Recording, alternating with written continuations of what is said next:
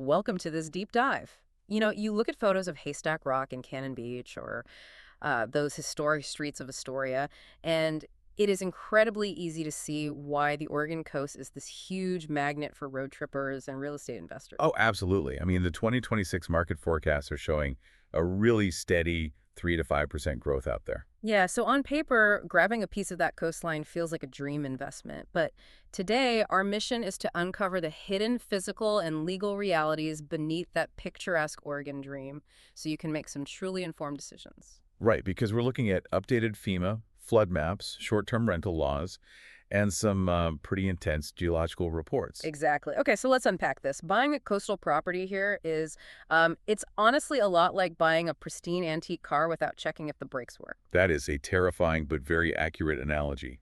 I mean, it looks beautiful, but the underlying mechanics are highly risky. Right, because the physical land is quite literally shrinking. Yeah, what's fascinating here is how geological studies are actually mapping out these erosion hazard areas.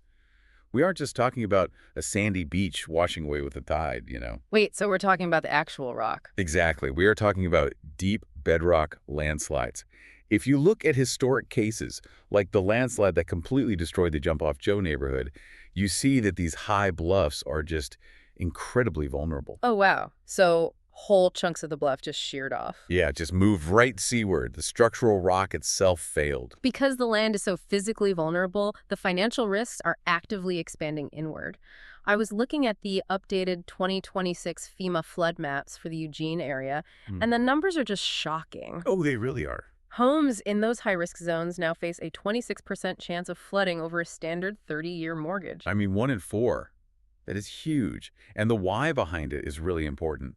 Climate change is driving a projected 10 to 12-inch sea level rise by 2050. And then you add in the El Nino weather cycles, right?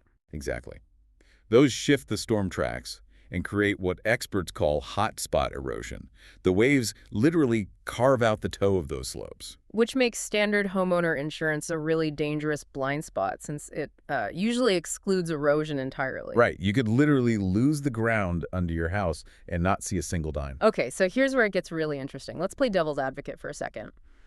If I buy a property, can I just, build a massive concrete seawall to protect it and then rent it out on Airbnb to cover my costs? Well, this raises an important question. It sounds completely foolproof, but shoreline protection structures often fail against deep bedrock slides. Because the slide happens beneath the wall. Exactly. The pressure from behind just pushes the entire structure, seawall and all, right into the surf. Oh, wow. Okay, but what about my brilliant Airbnb plan? Yeah, about that. Local governments are aggressively cracking down on short-term rentals. You really can't just buy and rent anymore. Because they want to protect housing for actual residents, right? Yay. I saw Tillamook County has hard caps now. Yes, and Hood River mandates that the rental actually has to be your primary residence. And Lincoln County went even further for 2026. They are phasing out residential short-term rentals entirely through strict attrition. Right, so the moment you buy that property, the rental rights just vanish. So what does this all mean for you? Well, whether you are a tourist or an investor, the Oregon coast requires serious due diligence regarding local zoning, taxes, and geological stability. Absolutely. The ground rules are changing, and the ground itself might actually drop. Which brings up one final provocative thought for you to consider. Everything we just talked about is based on current 60-year hazard maps. But geologists know the Cascadia subduction zone is long overdue for a great earthquake. Yeah, and when that hits, tectonic subsidence could drop the entire coastline by several feet in an absolute instant. Meaning that projected sea level rise gets permanently accelerated overnight, flooding far beyond any current hazard map. Definitely something to keep in mind before you sign that 30-year mortgage.